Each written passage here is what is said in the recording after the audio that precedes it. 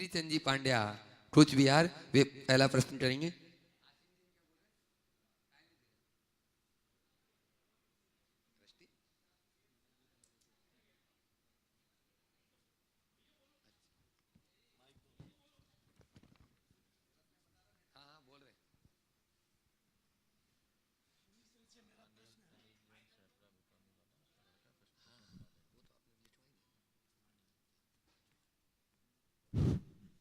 मुनिश्री से मेरा प्रश्न है, जैन धर्म का इतना प्रचार प्रसार हो रहा है, मुनि बहुत बढ़ रहे हैं, साधु संत दूसरे जो जैन धर्म के 4 विंग हैं वो भी बहुत प्रचार प्रसार कर रहे हैं, टीवी में भी बहुत प्रचार प्रसार हो रहा है, लेकिन एक चीज़ देखने में आई है कि शाकाहारी जो सबसे बड़ा जैन धर्म का सिद्धांत है वो बढ़ नहीं रहे हैं, बल्कि अपने लोगों में कुछ लोग शाकाहारी छोड़ के नॉन वेजिटेरियन की तरफ झुक रहे हैं।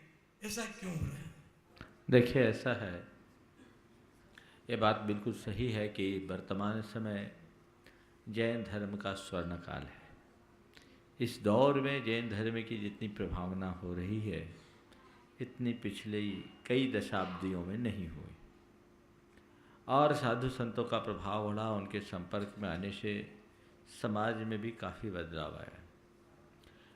लेकिन जो दूसरा पहलू आपने कहा कि देश विश्व में शाकाहार की तरफ लोगों का रुझान बढ़ रहा है, फिर भी हमारे कुछ बंधु ऐसे हैं जो हमारी मूल संस्कृति से भटककर गलत आचरण की ओर जा रहे हैं, अभक्ष भक्षण करने लगे हैं। मैं इसका कारण कुछ दूसरा समझता हूँ। बदलाव 2 तरह का हो रहा है। एक तो धर्म की प्रभावना का बदलाव है, और दूसरा अपसंस्कृतियों के फैलाव के कारण होने वाला बदलाव। जो लोग धार्मिक समागमों में रहते हैं उनके आचरण में इस तरह का कदाचार देखने को नहीं मिलता। ऐसा कदाचार उनको ही मिलता है जो धार्मिक समागम से दूर हट गए और अपसंस्कृतियों के जाल में फंस गए, जो आज के इस युग में हो रहा है। ऐसे लोग भटक रहे हैं। हमें चाहिए, यद्यपि जैन समाज में ऐसे लोगों की संख्या बहुत अल्प है, फिर भी सफ़ेद चादर में छोटा सा दाग भी आँखों को चुभता है। समाज को चाहिए कि ऐसे भूले भटके लोगों को अपने साथ जोड़कर वापस हमारी संस्कृति की मूल धारा से जोड़े, और इसके लिए प्रयास होना चाहिए। सबसे बड़ा प्रयास यही कि ये लोग जो धर्म से और समाज से और परंपरा से समागम से दूर हैं उन्हें किसी प्रकार से जोड़े ताकि वे आगे बढ़ें। आसिम जैन, श्रीमती हिमानी जैन, सहपुरा बिटोनी, जो अनिल जैन वाइस प्रेसिडेंट पारस चैनल के पुत्र और पुत्रवधू हैं। जल्दी आइए। महाराज जी, मेरा आपसे ये प्रश्न है कि जब हम समायक करते हैं तो हमारा मन विचलित क्यों होता है? हम एकांत मन से समायक क्यों नहीं कर पाते? देखिए, 24 घंटे तो हम लोग अपने मन को कहीं ना कहीं लगाए रखते हैं।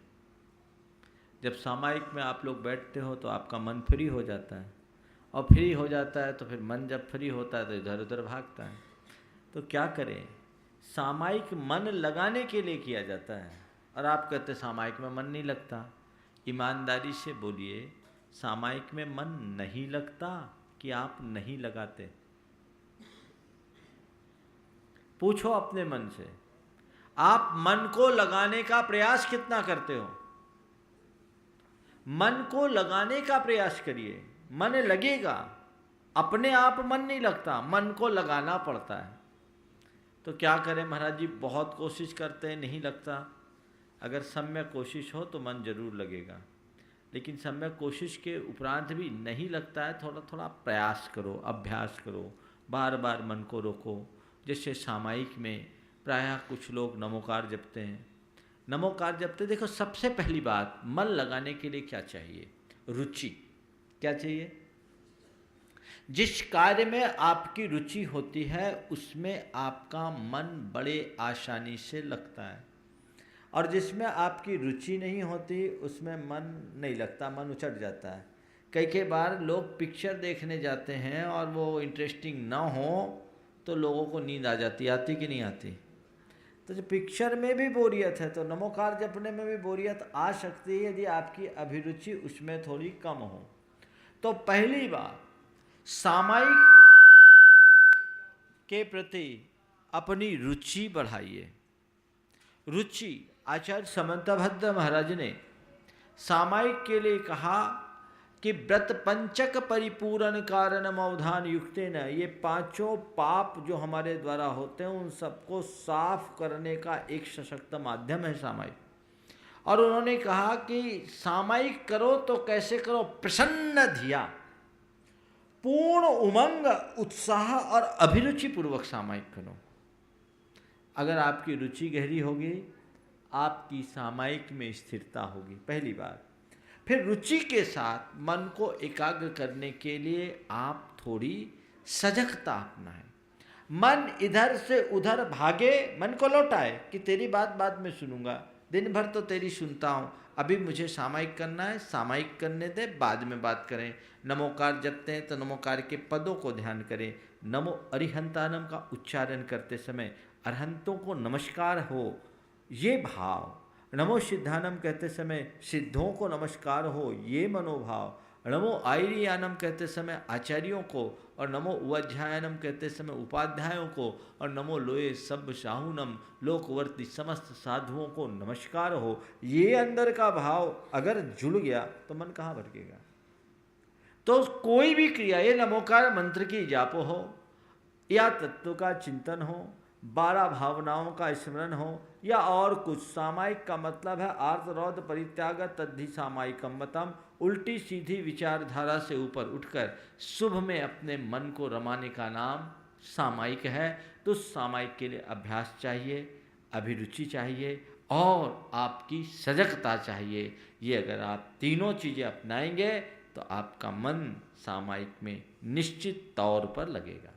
नीलम जैन, कूच बिहार, कोलकाता। उसके बाद में ऐश्वर्या संदीप गांधी अटलूज और संदीप प्रद्युम्न गांधी अटलूज तैयार है। दोस्तों महाराज जी, मेरे को जैन धर्म की बहुत गहराई से जानकारी नहीं है और मैं बहुत ज़्यादा नियम भी नहीं पालन करती, लेकिन मैं हिंसा, झूठ, चोरी, कुचिल, परिग्रह से जहाँ तक होता है बचना चाहती हूँ। तो क्या मुझे मरने के बाद अच्छी गति प्राप्त होगी? अरे जैन धर्म का मूल क्या है? शास्त्रों का व्याख्यान देना जैन धर्म नहीं, या बहुत बड़ी बड़ी बातें करना जैन धर्म का मूल नहीं है। जैन धर्म का मूल 2 ही चीज़ है। पहली बात है भेद विज्ञान, शरीर और आत्मा की भिन्नता को जानो और इसे जानकर मोह माया आसक्ति से अपने आप को बचाओ, और दूसरा है पाप से बचो। ये 2 चीज़ें आपने जान ली, पाप को आत्मा का हितकारी और शरीर आदि पर पदार्थों के प्रति ममत्व के अभाव का भाव आपके अंदर है, तो आप जैन धर्म को जान नहीं रहे हो, जैन धर्म को जी रहे हो। और जो जैन धर्म को जीता है निश्चित तौर पर उसका उद्धार हुए बिना नहीं रहता। इसलिए जानने का अभ्यास कीजिए, जितना आपका क्षोभसम और अनुकूलता है आप जानिए, लेकिन ज़्यादा जान न पाए तो कोई चिंता नहीं, जीने का प्रयास कीजिए। जैन धर्म को जानने वाले का कल्याण नहीं होता, जैन धर्म को जीने वाले का कल्याण होता है। इसलिए जीने के भूमिका में अगर आप हैं तो आपको कोई चिंता करने की जरूरत नहीं। ऐश्वर्या संदीप प्रद्युम्न गांधी अटलूज, उसमें सोनू पाटोदी, नीतू पाटोदी साड़न तैयार है। महाराज जी, मेरा आपसे प्रश्न है कि गुस्से पे काबू करने के लिए क्या करना चाहिए? क्या कह रही? गुस्से पे काबू करने के लिए क्या करना चाहिए? देखिए, ये बड़ा आम प्रश्न है, बहुत दिन बाद आया है नंबर पहले मैंने इसकी चर्चा की थी। सबसे पहले आप देखिए, ऐसे तो इस सभा में क्या जितने लोग सुन रहे हैं, शायद ही कोई ऐसा व्यक्ति होगा जिसको कभी गुस्सा नहीं आया होगा, और कभी ऐसा मिल भी जाए कि गुस्सा नहीं आया, पर ऐसा व्यक्ति तो एकदम नहीं मिलेगा जो किसी के गुस्से का शिकार नहीं हुआ, है ना। ये सबके साथ जुड़ा। गुस्से पर काबू करना है तो सबसे पहले आप ये देखिए कि आपको गुस्सा आता कब है। गुस्सा तो आता है ना, कब आता है मैं आपसे ही पूछता हूँ। कभी ऑब्जर्व करने की कोशिश की, इस बात को समझने का प्रयास किया कि गुस्सा कब आता है, क्यों आता है? अपने आप आ जाता है। थोड़ा विचार करो। गुस्सा कब आता है? जब हमारे मन के विरुद्ध कुछ घटता है तब गुस्सा आता है, पहला कारण है ना। अभी आपको यहाँ आमंत्रित कर लिया जाए प्रश्न करने के लिए, नाम भी बुला दिया जाए और आपको कहा जाए आप वापस जाओ, आपका नंबर नहीं है, कैसा लगेगा आपको? गुस्सा आ जाएगा, आएगा ना। तो मन के विरुद्ध बात जब मनुष्य को पचती नहीं तो क्या आता है? गुस्सा आता है, निश्चित सबको। तो मैं आप सबसे कहता हूं कि गुस्सा से बचने का मंत्र, पहला मंत्र क्या है? मन के विरुद्ध बातें, तो क्या आप इतनी सामर्थ्यवान हो कि जो आप चाहो सब हो जाए? है ऐसा संभव? है? संसार में कोई कल्प वृक्ष तो नहीं है कि जो चाहो सो मिल जाए, नहीं है। जीवन में ऐसे कई प्रसंग होते हैं, बल्कि अधिकतर प्रसंग ऐसे होते हैं जो हमारे मन के विरुद्ध घटित होते हैं। फिर आप उसको गुस्सा करते हो तो क्या मिलता है? गुस्सा करने से शांति मिलती है? आज तक किसी को मिली? शांति नहीं मिलती। तो फिर एक तय करें कि यदि हमारे मन के विरुद्ध प्रसंग हो तो मैं उसे एडजस्ट करने की कोशिश करूंगा। प्रसंग अगर मेरे मन के विरुद्ध है तो मैं उसकी व्याख्या अपने मन के अनुकूल करूंगा। आपका मन बहुत जल्दी शांत होगा। जैसे इसका उपाय, क्या उपाय? सबसे पहली बात, पॉजिटिव सोचो। क्या सोचो? पॉजिटिव सोचो। पॉजिटिव सोचो। जैसे मान लीजिए आपने कुछ चाहा और वो नहीं हुआ, मन में गुस्सा आ रहा है कि ये लोग बोल तो लेते हैं, बुला तो लेते हैं, पर वापस भगा दिए। जैसे यही उदाहरण मैं आपको दे रहा हूँ। यहाँ आपको बुलाया गया और वापस भेज दिया गया, आपको गुस्सा आया। उस समय गुस्सा आने की जगह आप ये सोचो कि अरे जरूर लीज लाइन चली गई होगी, नेटवर्क ख़त्म हो गया होगा, लिंक फेल हो गई होगी, इसलिए मुझे बुला लिया, थोड़ी देर बाद फिर बुलाएंगे। गुस्सा आएगा? आप ऐसा सोच सकती कि नहीं सोच सकती? तो आप गुस्सा पर काबू करना किसके वश का है? आपके वश का कि दूसरे के वश का? तो आप कोई भी प्रसंग हो, पिताजी ने आपको कुछ बोला, आप पर रोक लगाई, आपको कहा कि फालतू दोस्तों के साथ ज़्यादा देर तक घूमना ठीक नहीं है, इधर उधर जाना ठीक नहीं है, आपको गुस्सा आया। गुस्सा आया? आता ही है। शायद ही कोई बच्चा होगा जिसको अगर पिताजी कोई रोक लगाए, निषेध करे तो उसको गुस्सा ना आता हो। है कोई ऐसा बच्चा? एक भी नहीं मिलेगा। गुस्सा आता है, पर उस समय गुस्सा करने की जगह ये सोचे कि ज़रूर मेरे पिताजी ने मेरे लिए यहाँ रोका है तो उसके पीछे उनका कोई अच्छा भाव होगा, क्योंकि मेरे पिताजी कभी गलत कार्य, अच्छे कार्य के लिए मुझे नहीं टोकते, बुरे कार्य के लिए ही टोकते हैं। इसमें मेरी कोई जरूर कोई ना कोई बुराई होगी, कोई अहित होगी, इसलिए इसको स्वीकार लो। स्वीकार सकते हो अगर इतना सोच लो तो? हाँ, रास्ता चलते हो, रेड लाइट आती है, गाड़ी रोकते हो? अच्छा तो नहीं लगता? रोकते हो ना। क्या सोच कर रोकते हो? क्यों लगा दिया रेड लाइट ये? या ये सोच कर कि अच्छा हुआ रेड लाइट दिख गई, हम एक्सीडेंट से बच गए, चालान से बच गए। तो ऐसे ही अगर आप बड़ों की वर्जनाओं को, बड़ों के निषेध को, बड़ों के नियंत्रण को आप अपने लिए हितकारी मानने लगो तो गुस्सा आएगा। फिर गुस्सा आया, किसी ने हमारे लिए अपशब्द बोल दिया, दुर्वचन बोल दिए, खोटे शब्द बोल दिए, उस समय गुस्सा आता, बर्दाश्त नहीं होता। कोई आपको गाली दे बर्दाश्त होता है? नहीं होता। उस समय अगर आपने थोड़ा सा पॉजिटिव सोचा, अरे चलो दो शब्द ही तो बोला है, मारा तो नहीं है, गुस्सा आएगा? क्या हुआ? हर बात को पॉजिटिव व्यू में देखो, आप अपने गुस्से पर काबू पाने में समर्थ हो जाएंगे। लेकिन मनुष्य की एक दुर्बलता है, वो पॉजिटिव कम, नेगेटिव ज़्यादा सोचता है। सब नकार चंद हैं, इसीलिए नकारा जीवन है। नेगेटिव वे में मत जाइए, एकदम पॉजिटिव वे में जाइए कि ये भी हो सकता है। अगर आप पॉजिटिव सोच रखोगे तो आपका चिंतन समग्र होगा। समग्रता से चिंतन करने वाला व्यक्ति कभी गुस्सा नहीं कर सकता। हम जब अपने लेवल की बात सोचते हैं, सामने वाले की परिस्थिति के बारे में विचार नहीं करते, गुस्सा आता है। और सामने वाले की परिस्थिति में विचार कर ले तो गुस्सा का सारा खेल मन से है। 2 उदाहरण मैं आपको देता हूँ। देखो गुस्सा कैसे आता है। आप भयंकर गर्मी पड़ रही हो, आप चले जा रहे हैं, रास्ते में एक छायादार पेड़ मिला, आप उसके नीचे बैठ गए, दोपहरी का समय है, तेज लू चल रही। इसी बीच पीछे के मकान से एक आदमी निकला और वो आपसे कह रहा है कि भाई साहब बहुत गर्मी है, थके मालूम पड़ रहे हो, पानी लाऊं क्या? आप क्या कहोगे? बहुत अच्छा होगा, ठीक। और आपके मन में क्या विचार आएगा?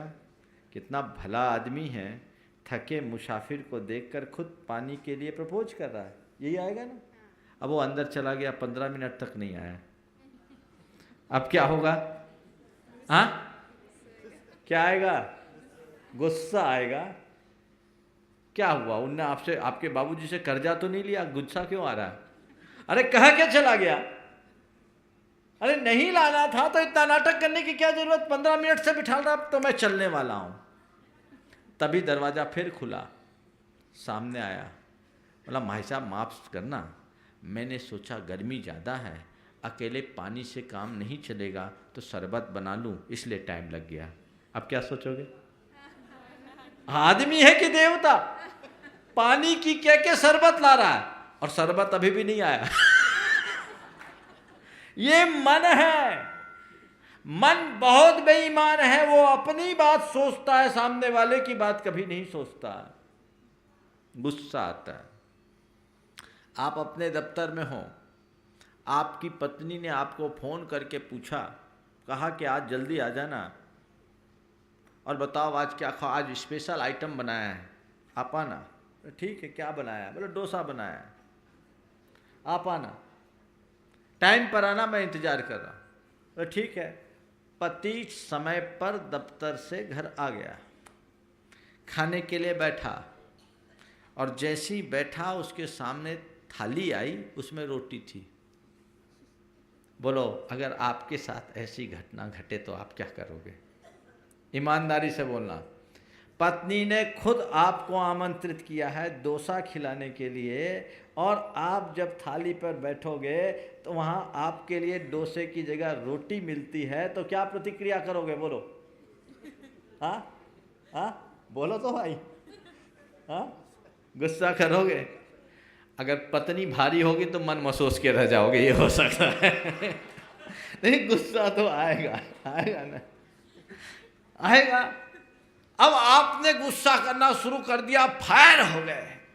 यही कोई तरीका है? यही नाटक करना था तो बोलने की क्या जरूरत है? मजाक है क्या? आज कोई अप्रैल फूल मनाने का दिन है? गुस्सा कर रहे हैं आप, आपकी पूरी भड़ास निकल गई। पत्नी ने हाथ जोड़ा, माफ़ करना, आज तक आपका कभी अपमान मैंने नहीं किया, सपने में भी नहीं सोचा, और आपके साथ इस तरह का ओछा मजाक, इसकी तो मैं कल्पना भी नहीं कर सकती। मैं क्या करूं? सब कुछ तैयार कर लिया था। देखो, मैंने सोचा आप जब आओ तो गरम गरम डोसा बनाऊंगे। जैसी गैस सुलगाई, गैस ही खत्म। घोल तैयार, मसाला तैयार, सारा आइटम तैयार, अब गैस नहीं, डोसा कहाँ से आए? ये तो गनीमत है कि मैंने पहले से रोटियां कुछ बना रखी थी, नहीं तो भूखे रहना पड़ता। अब बोलो, अब आप अपनी पत्नी को दोष दोगे? ऐसा हो सकता है कि नहीं? लेकिन कभी ऐसा ख्याल आता है कि पत्नी ने डोसा कह के रोटी परोसा है तो जरूर पत्नी की कोई मजबूरी होगी। मन है जो सदैव अपनी बात मानने की बात करता है, सामने वाले की मजबूरी को कभी स्वीकार करने के लिए तैयार नहीं होता। सामने वाले की स्थिति को समझो। जो पत्नी रोज तुम्हारी रुचि का ख्याल रखते हुए तुम्हारे मनोनुकूल भोजन कराती है, एक दिन तुम्हारे मन के विरुद्ध हो गया तो तुम उस पर फायर हो जाते हो। गड़बड़ है नहीं? तो गुस्सा पर काबू करने के लिए बस पॉजिटिव सोचिए, समग्रता से विचार कीजिए, प्रतिकूल की अनुकूल व्याख्या करना सीख लीजिए और बुराई में अच्छाइयों को देखना शुरू कर दीजिए। और एक गुस्से पर काबू करने का उपाय है, जब आपको ज़्यादा गुस्सा आने लगे तो आप उस समय और काल को टाल दीजिए। एक नियम ले लीजिए, जब मेरे को गुस्सा आए तो जिस कारण से गुस्सा आए और जिस स्थान पर गुस्सा आए उसके हट जाने के बाद गुस्सा नहीं करूँगा। आपका गुस्सा बहुत सीमित हो जाएगा। जिस कारण से गुस्सा आए और जिस काम से गुस्सा आए, जिस स्थान पर गुस्सा आए वहाँ से हट जाओ तो गुस्सा खत्म। सवेरे चाय पीने में देर हो रही है, ऑफिस जाना है, पत्नी ने चाय बनाने में विलम्ब कर दिया, आपको गुस्सा आ रहा है। अब चाय मिल गई, अब तो गुस्सा नहीं आना चाहिए।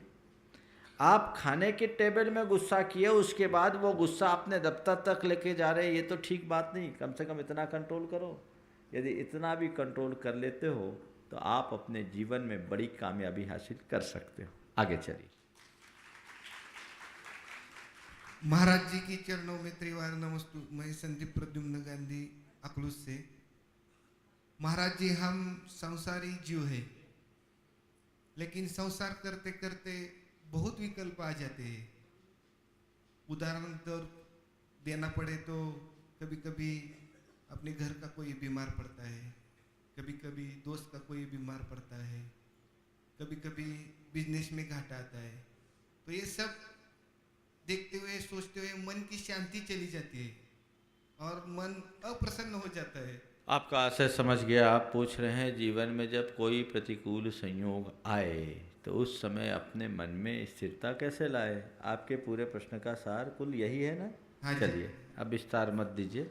उत्तर में व्याख्यान होना चाहिए, प्रश्न में ही व्याख्यान हो जाए तो मामला गड़बड़ हो जाएगा, है ना। देखिए, जीवन में एक बात अपने दिल दिमाग में स्थापित कीजिए। सबसे पहले, संसार के जितने भी संयोग हैं वो मेरे अधीन नहीं हैं, कर्म के अधीन है। पहला श्रद्धान, ये गाढ़ा श्रद्धान रखो। शुभ अशुभ संयोग वियोग हानि लाभ जीवन मरण जो कुछ भी है वो किसके अधीन है? मेरे अधीन नहीं है। किसके अधीन है? कर्म के अधीन है। इस पर मेरा कंट्रोल नहीं। तो आप उसको स्वीकार करना शुरू कर दोगे। दूसरी बात, मेरे पास जो भी संयोग है वो कर्म की धरोहर है, मेरी नहीं। कर्म चाहे तो देता है और कर्म चाहे तो उठा लेता है। कोई आपको धरोहर दे, आपने उसे रखा, वो समय पर मांगने आए तो लौटाते समय आप खेत खिन्न होते हो क्या? क्यों नहीं होते? भाई उसकी धरोहर है, उसको देना है। उसने हमको टाइम लिमिट के लिए दिया था। उसने कहा था कि मेरे को जब इच्छा होगी, मेरी जब ज़रूरत होगी मैं ले लूँगा, अभी तुम रखो। हमने संभाल कर रखा और वापस दे दिया। जितनी रुचि से लिया उतनी रुचि से दिया। इसी तरह व्यापार में आपने कभी कमाया तो उसे भी कर्म की धरोहर मानो, और कभी खोया तो उसे भी कर्म की धरोहर मानो। और उससे कमाने में भी ज़्यादा हर्ष मत करो और खोने में भी ज़्यादा हर्ष न करो। संयोग हो तो उसमें भी ज़्यादा हर्ष मत करो, वियोग हो तो उसमें भी ज़्यादा हर्ष न करो। और तीसरी बात, संसार के सारे संयोगों की नश्वरता को पहचानो कि संसार के जितने भी संयोग हैं उनमें से कोई भी टिकाऊ नहीं है। आज है कल रहे न रहे कोई भरोसा नहीं। इसलिए सब चीज़ें ठीक हो जाएगी। आज मेरे जीवन में कोई विपत्तियाँ आई है तो ये थोड़े दिन की विपत्ति है। मन में धैर्य लाइए। मन में धैर्य, इस तरह की सोच से आपके मन में धैर्य आएगा और आपका ये धैर्य आपको सक्षम बनाएगा। मैं अक्सर कहता हूँ, विपत्ति में धैर्य ही सबसे बड़ा अस्त्र है। धीरज कमज़ोर की ताकत है और अधीरता ताकतवर की कमजोरी। अगर कमज़ोर आदमी धैर्य रख ले तो ताकतवर बन जाता है, और ताकतवर आदमी भी अधीर हो उठे तो कमज़ोर हो जाता है। इसलिए धैर्य रखे, चला जाएगा, चला जाएगा। आज नहीं कल। रात लंबी हो सकती है पर शाश्वत नहीं होती। रात के बाद प्रभात जरूर आएगा।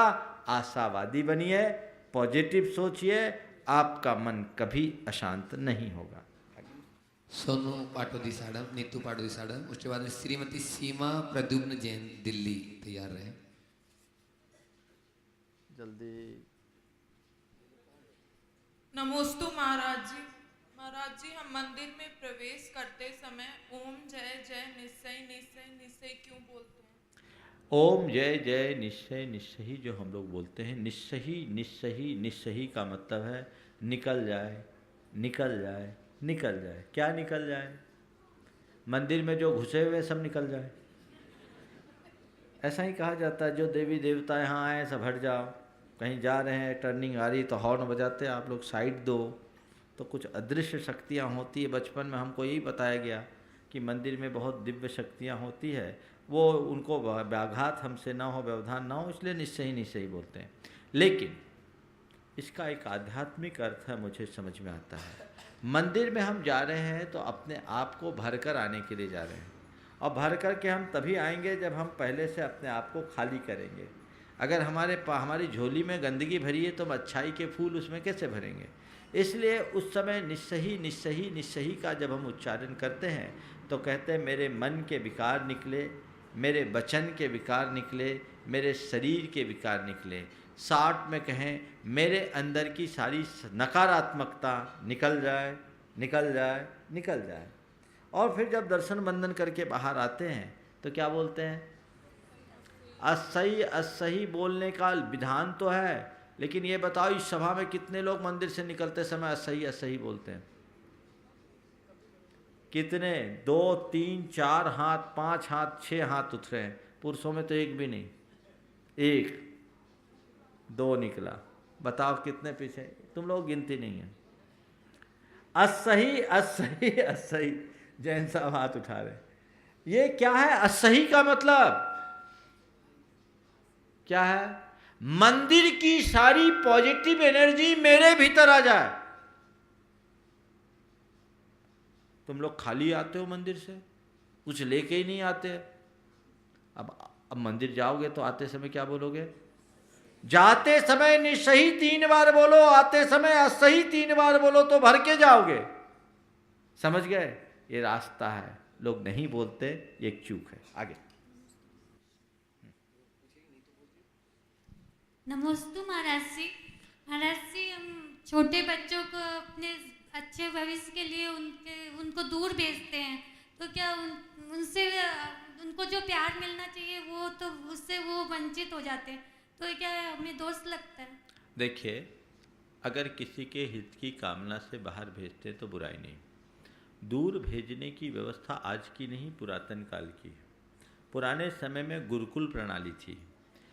युवक मुनियों के पास शिक्षा अध्ययन करने के लिए जाते थे, विद्या अर्जन करने के लिए जाते थे, और युवतियां आरिकाओं के पास जाकर गुरुकुल में पढ़ती थी। राजा महाराजाओं के संतान भी घर से बाहर जाकर के पढ़ा करते थे, और वहाँ कहा जाता था सुखार्थी चेत कुतो विद्या और विद्यार्थी चेत कुतो सुखम। उन्हें एक तपस्या करना पड़ती थी, अपने सारे काम अपने हाथ से करना पड़ता था। झाड़ू लगाने से लेकर अपने जूठे बर्तन मांजने तक का काम, उससे स्वावलंबन की प्रेरणा मिलती थी, बच्चों को अच्छे संस्कार मिलते थे और उनमें मजबूती आती थी। तो अगर माँ बाप बच्चों को बाहर भेजते हैं तो वो उनके बेहतर भविष्य के निर्माण में निमित्त बनते हैं। लेकिन कहाँ भेजे? जहाँ केवल शिक्षा नहीं, शिक्षा के साथ संस्कार भी मिले, संस्कार युक्त शिक्षा। आज गुरुकुल प्रणाली विनष्ट हो गई, कॉन्वेंट प्रणाली चालू हो गई। मैकाले की शिक्षा पद्धति ने सब सत्यानाश कर दिया। ऐसी शिक्षा पद्धति के कारण बच्चे जब घर से बाहर जाते हैं तो हमारे सारे संस्कार से विमुख हो जाते हैं। ऐसी शिक्षा कुशिक्षा है, उसके दुष्परिणाम बहुत आ रहे हैं। मैं ऐसे संस्थानों में अपने भेजकर अपने बच्चों को पढ़ाने की सम्मति कभी नहीं दूंगा जिससे बच्चों की धार्मिक, सामाजिक, सांस्कृतिक चेतना विलुप्त हो जाए, उनके चरित्र का पतन हो जाए।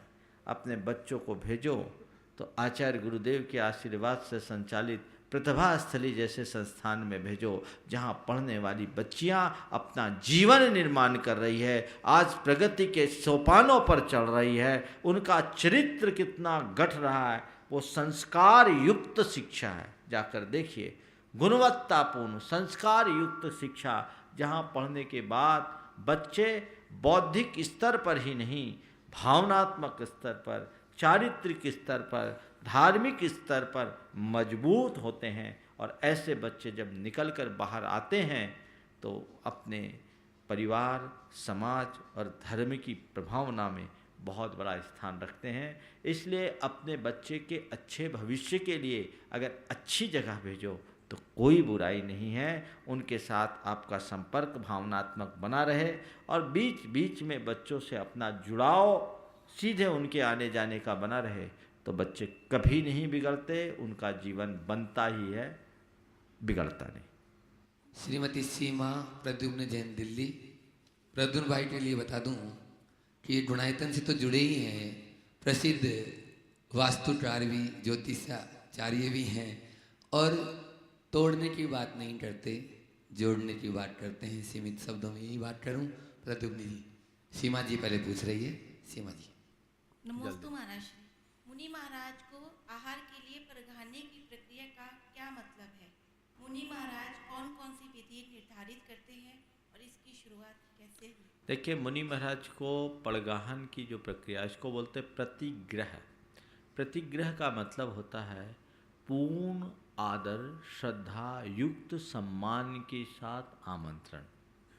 तो मुनि महाराज जब आहार को निकलते हैं तो आप किसी को भी इनवाइट करो, अपना अपना तरीका है, लेकिन जिस तरीके से मुनि महाराज को आप आमंत्रित करते हैं उससे उच्च तरीका और कोई नहीं है। हे स्वामी नमोस्तु नमोस्तु नमोस्तु, अत्र अत्र अत्र, तिष्ठ तिष्ठ तिष्ठ। इसका मतलब क्या? हे भगवान, आपको नमस्कार हो, नमस्कार हो, नमस्कार हो, आइए आइए आइए, ठहरिए ठहरिए ठहरिए, पधारिए पधारिए पधारिए। आपने इनवाइट किया, वो आ गए, तो आपने उनकी 3 प्रदक्षिणा दे दी, जो उनके रत्नत्रयधारी होने के कारण और मन वचन काय से उनके प्रति समर्पण होने का प्रतीक है। 3 प्रदक्षिणा देकर आप अंदर ले जाते हैं और फिर उनका पाद प्रक्षालन, पूजा, प्रणाम, मन वचन काय की शुद्धि, आहार जल की शुद्धि, ये नवधा भक्ति होती है। तो ये पड़गाहन की ये पीछे जो भावना है वो ये है कि ये हमारे परमेष्ठी हैं, पंच परमेष्ठी हमारे मूल आराध्य है। तो साधु परमेष्ठी को सर्वोच्च सम्मान दिया गया। अनंत और सिद्ध तो आपके दरवाजे में आएंगे नहीं, आचार्य उपाध्याय साधु ही हैं, तो उनके प्रति आदर, श्रद्धा, भक्ति की अभिव्यक्ति आप इसी माध्यम से कर सकते हैं। रहा सवाल विधि का, तो विधि तो साधु के मन में जो आ जाए वो उसकी विधि है, समझ गए? वो व्यक्तिगत विधि भी ले सकते हैं। इसका गणित बहुत है, कितनी विधि बताऊं? विधि बताने के लिए कोई किताब नहीं छापी जा सकती है। आप तो अपने अंदर का विधि विधान मिला लो, विधि अपने आप मिल जाएगी। चलिए। इंजीनियर रमेश जी जैन, सतना, और उसके बाद में चंद्रकला जी पाटनी, रांची तैयार है। कुछ प्रश्न महाराज जी बाहर? हाँ, बाहर वालों को पूछो, आज चांस दो। नमस्ते महाराज। महाराज श्री, अक्सर ऐसा कहा जाता है कि सपने कभी सच नहीं होते, लेकिन ऐसे बहुत से उदाहरण हैं कि सपनों के माध्यम से कई जगह मूर्तियाँ, किसी श्रावक को आया, मूर्तियाँ निकली, जिनालय तक निकले हैं। ये विसंगति क्यों है, कृपया बताएं। देखिए, स्वप्न शास्त्र के बारे में मैंने पहले भी कई बार बताया है। सपने कभी सच नहीं होते ये बात तो मैं नहीं कहता, पर सभी सपने सच नहीं होते ये बात जरूर कहता। क्या बोल रहा हूँ? सपने कभी सच नहीं होते ऐसा मैं नहीं कहता, पर सभी सपने सच नहीं होते ऐसा मैं जरूर कहता हूँ। प्रायः हमारे जितने भी सपने होते हैं उनका कोई अर्थ नहीं होता। स्वप्न शास्त्र के अनुसार हमारी 3 प्रकार की इच्छाएं होती है, रुद्ध इच्छा, व्यक्त इच्छा और अव्यक्त इच्छा। जब व्यक्ति सोता है तो शयन काल में उसके अंदर की रुद्ध और अव्यक्त इच्छाएं विभिन्न प्रतीकों के रूप में प्रकट होती है और स्वप्न जगत की सृष्टि करती है। मेडिकल साइंस के अनुसार व्यक्ति जब शयन करता है तो उसके स्नायु तंत्र में संकोच होता है और उससे स्वप्न जगत की सृष्टि होती है। आयुर्वेद शास्त्र के कथनानुसार वात, पित्त और कफ, इन 3 दोषों में जब समीकरण बिगड़ता है तो सपने आते हैं। ज्योतिष शास्त्र के अनुसार स्वप्न भावी घटनाओं के संसूचनार्थ आते हैं। तीर्थंकरों की माता को जो सपना आता है वो सपना पूरी तरह सच निकलता है। तो ये स्वप्न ज्योतिष शास्त्र के अनुसार है, पर ज्योतिष शास्त्र में ये भी बताया है अस्वस्थ व्यक्तियों के सपनों का प्रायः कोई अर्थ नहीं होता। जो आपको अक्सर स्वप्न आते हैं वे प्रायः अर्थहीन होते हैं। स्वस्थ व्यक्तियों के सपनों में ही किसी का कोई अर्थ निकाला जा सकता है और उसकी बड़ी प्रतीकात्मक व्याख्या होती है, जिसे अनुभवी और स्वप्न विज्ञान का ज्ञाता व्यक्ति ही बता सकता है।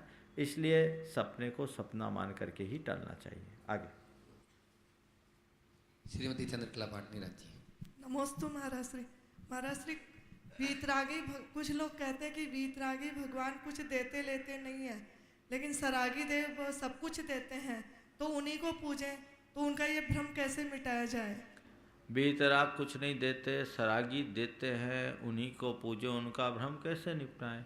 मिटाएं? उनसे पूछो तुम्हें सरागी ने क्या क्या दे दिया, ये बताओ। ऐसी कौन सी शक्ति है सरागियों के पास जिसे वीतरागी न दे सके और सरागी दे दे? माने वीतरागी से ज़्यादा ताकतवर सरागी है? क्या सरागी व्यक्ति को जन्म मरण से मुक्त कर सकते हैं? क्या सरागी व्यक्ति को विपत्ति और बीमारियों से मुक्त कर सकते हैं? क्या सरागी व्यक्ति को वियोग से मुक्त कर सकते हैं? आप बताओ, ऐसा कौन सा व्यक्ति इस धरती में जो किसी देवी देवता को पूजता आया है और उसके घर में कोई मरा ना हो? है कोई व्यक्ति? ऐसा कौन सा व्यक्ति है जो किसी देवी देवता को पूजता हो और उसके घर में कोई रोग ना हुआ हो? ऐसा कौन सा व्यक्ति है जो दुनिया के देवी देवता को पूजता हो और उसके घर में कोई शोक ना हुआ हो? ऐसा एक भी व्यक्ति है क्या जो किसी देवी देवता को पूजता हो उसको संताप न हुआ हो? रोग, शोक और संताप का निवारण किसी देवी देवता के पूजने से नहीं, अपने कर्मों को काटने से हो सकता है। और वो कर्म को काटने का रास्ता केवल वीतराग भगवान के पास है और के पास नहीं। वो भ्रम है, मिथ्या भ्रम, जिसे लोग नहीं समझते, अंधविश्वास। कर्म सिद्धांत पर जिसका गाढ़ विश्वास होगा वो ऐसे अंधविश्वासों के चक्कर में नहीं पड़ेंगे। आज हर व्यक्ति को थोड़ी थोड़ी बातों में देवी देवताओं का विश्वास ज़्यादा हो जाता है, लोग उनके चक्कर में पड़ जाते हैं। आज से 8-10 बरस पहले दिल्ली में एक महुआ बाबा प्रकट हो गए थे, आपको पता है। मेरे को लोगों ने फोटोज दिखाए थे कि महुआ के पेड़ से आलिंगन कर रहे, वो जड़ उसको बाबा मान लिया। गुजरात में मीठा पानी समुद्र में थोड़ा सा आ गया, उसको लोग देवी देवता मानने लगे। ये हिंदुस्तान है, चाहे जिसको देवी देवता मान ले। ध्यान रखना, कर्म की ताकत से आगे और कुछ नहीं। बृहद द्रव्य संग्रह में एक बहुत बड़ी बात कही कि जो लोग वीतराग भगवान को छोड़कर विभिन्न प्रकार के रागी देशी देवी देवता, क्षेत्रपाल आदि और चंडी मंडी बहुत सारे नाम दिए, उनको पूजते हैं, वो सब लोक मूढ़ता कहलाती है। न च देवाः किमपि प्रयच्छन्ति, ये देवी देवता तुम्हें कुछ देते हैं, भ्रम को हटा दो।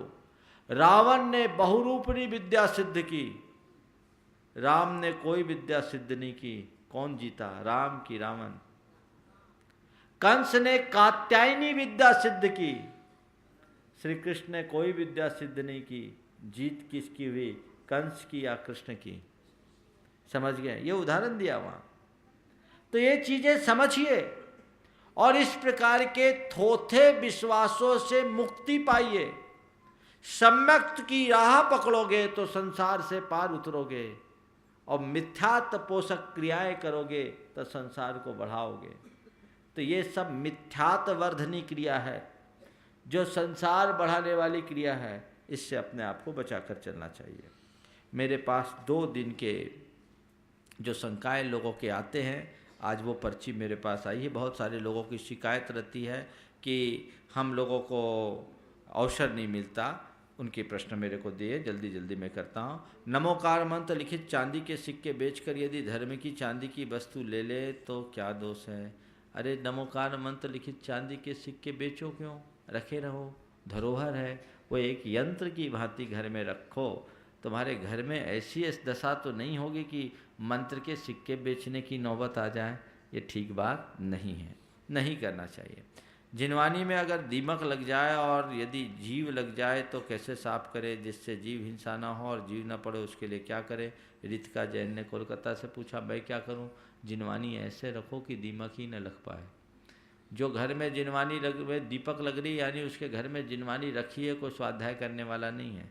जिनवानी को नियमित पलटिए और ऐसी अलमारी में रखिए कि इस तरह का कोई कृत्य ही न हो। अब जिनवानी में दीमक लग जाए और मैं कोई उपाय बताऊं तो मेरे को बहुत पाप लगेगा, इसलिए मैं कुछ बोल नहीं सकता। संगीता जैन ने सूरत से पूछा, बुद्धि के विकास के लिए क्या करना चाहिए? बुद्धि के विकास के लिए क्या करना चाहिए? खूब मन लगा करके पढ़ना चाहिए। एक नीति है, अभ्यास सारिणी विद्या, बुद्धि कर्मानुसारिणी, दानानुसारिणी कीर्ति, लक्ष्मी भाग्यानुसारिणी। विद्या सदैव अभ्यास से होती है, जितना आप प्रैक्टिस करोगे आपका ज्ञान निखरेगा। बुद्धि कर्मानुसारिणी, आपके कर्म के अनुसार बुद्धि बढ़ती है, तो आप अपनी बुद्धि को बढ़ाने के लिए प्रैक्टिस करें। दानानुसारिणी कीर्ति, जितना दान दोगे उतनी कीर्ति बढ़ेगी। और लक्ष्मी भाग्यानुसारिणी, भाग्य के अनुसार संपत्ति मिलती है। तो आप अभ्यास कीजिए, खूब पढ़िए, मन लगा करके पढ़िएगा तो बहुत काम होगा। हमारे संग में एक महाराज थे, देखो बुद्धि का क्षोभशम बढ़ाने का उपाय बता रहा हूँ। वो महाराज आज भी हैं, नाम नहीं ले रहा हूँ, चलो नाम ले लेता हूँ। पावन सागर जी महाराज, बहुत कम पढ़े लिखे थे, 6वीं 7वीं क्लास, और वो बड़े अध्यवसायी। व्याकरण इतना मन लगाकर, उनका कर्म का तीव्र उदय ऐसा था कि एक काय उत्सर्ग करने में झपकी आती थी। वो खड़े खड़े सामायिक करते थे तब भी उनको झपकी आती थी। और वो इतना मन लगा करके संस्कृत पढ़े, इतना मन लगा करके संस्कृत पढ़े कि आज संस्कृत भाषा में निष्णात हो गए। और जैनेन्द्र महावृत्ति जैसे ग्रंथ की उनने टीका रच दी। ये क्षमता व्यक्ति के पुरुषार्थ का प्रतिफल है। तो अभ्यास करिए, बुद्धि बढ़ेगा। और ओम ह्रीम नमो उवज्जायनम की नियमित जाप कीजिए, आपको लाभ मिलेगा। टीवी में धर्म के प्रोग्राम देखते समय खाना खा सकते हैं क्या? पाप लगेगा, कई बार तो बताए, नहीं देखना चाहिए। जो ये मंदिर में सीसीटीवी कैमरा लगाया जा रहा है, क्या ये सही है? गलत क्या है? इससे तो कम से कम चोरों को पकड़ा जा सकता है ना। सावधान होकर के करो, गलत करोगे तो गड़बड़ हो जाएगा। हाँ, और गड़बड़ होता है, देखो कैसे कैसे लोग आते यहाँ पर। मेरा पिछला प्रवास था, संजय पाटिल जो बेलगांव के विधायक हैं, उसी दिन वो गुणायतन ट्रस्ट से जुड़े थे। बेचारे मंदिर के सामने आदिनाथ भगवान के पास जाप कर रहे थे, आंखें बंद करके, अपनी मोबाइल टेबल पे रखी। और एक परिवार आया जिसमें 3 लड़कियां थी, वो मोबाइल उठा के ले गई भगवान के दरबार से। ये तो गनीमत था कि सीसीटीवी थी, सो कार्यालय की इज्जत बच गई, नहीं तो ब्लेम इन पर आ जाता। तो ये गड़बड़ है, ये सब लगाना ही चाहिए, युग की आवश्यकता है। आशिका का क्या अर्थ होता है? भगवान की आशिका लेने से क्या आशय है? देखिए, क्या आरती करके उसका आशिका लेना चाहिए, उसका क्या प्रभाव और महत्व। देखिए, आशिका का मतलब आशीर्वाद। आप लोग जो ठोने में आशिका लेते हैं उसका मुझे औचित्य समझ में नहीं आता। ठोने में हम भगवान की स्थापना नहीं करते, स्थापना हृदय में होते। उसमें तो पुष्प केवल प्रतीक स्वरूप श्री जिनवर की आशिका। और आरती में हाथ लेने के लिए जो आशिका लेते हैं, वो उसका भाव ये है कि यहाँ की जो पॉजिटिव एनर्जी इसमें आई है उसका कुछ अंश मुझे मिले, मेरी बुद्धि निर्मल हो। इसके अलावा और कुछ नहीं, केवल एक परंपरा है। शेखर जैन ने पुणे से पूछा है, मैं 28 वर्ष का युवा हूँ, जैन सिद्धांतों को अच्छे तरह से आचरण में लाया हूँ। पिछले कुछ समय से शारीरिक व्याधि से ग्रस्त हूँ। शारीरिक व्याधि से कम, किंतु उसके बारे में सोचकर ज़्यादा दुखी रहने लगा हूँ। महाराज श्री कृपया मार्गदर्शन दीजिए कि मैं अपनी मनोदशा को अपना बना सकूँ और अपनी ऊर्जा इस मानव जीवन के विकास में लगा सकूँ। शेखर भाई से मैं कहना चाहता हूँ, ध्यान रखो, तन की बीमारी को मन पर हावी मत होने दो। तन की बीमारी के 100 इलाज हैं, मन की बीमारी का कोई इलाज नहीं है। इसलिए आपके शरीर में कोई बीमारी आई तो बीमारी समय पर जाएगी। जितना चिंता करोगे बीमारी उतनी गहराएगी। आप पॉजिटिव सोचो और कर्मोदय को मानकर अपनी सहन शक्ति को बढ़ाओ, आपकी बीमारी बहुत आसानी से जा सकती है। हो गया समय, चलिए, हो गया, अभी तो पूरा नहीं हुआ। 3 मिनट पहले हो गया, बाकी का रह गया।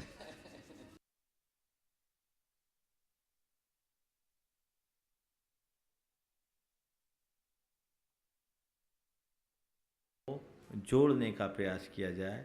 पंथ तब हावी होते हैं जब पथ को हम भुला देते हैं। कोशिश करें पथ को देखें, पंथ को नहीं। तो क्या ये अनादिकाल से ही ऐसा चला आ रहा है? ये मानवीय दुर्बलता है, ये पंचम काल में ही हुआ है, अनादिकाल से ऐसा नहीं। धन्यवाद। बोले परम पूज्य मुनि श्री 108 प्रमाण से। नमस्ते। मेरा प्रश्न है, अकृत्रिम चित्तालय का क्या महत्व है? अकृत्रिम चैतालय का महत्व अद्भुत है। अकृत्रिम चैतालय अकृत्रिम है और वहाँ जो संरचना है वो एकदम समोसरण जैसी अद्भुत रचना है, अनादि अनिधन है। हमें साक्षात भगवान की उपस्थिति का एहसास कराने वाली है। अकृत्रिम चैतालय का महत्व का अंदाज आप केवल इससे लगा लो कि साक्षात तीर्थंकरों के पादमूल में जाने की क्षमता रखने वाले देवता भी भगवान के समोसरण को भूलकर साल में 3 बार 8-8 दिनों के लिए नंदीश्वर जिनालय जाते हैं और अकृत्रिम चैतालयों की वंदना करते हैं। समझ गए? वो बहुत आनंददायी क्षण होता है।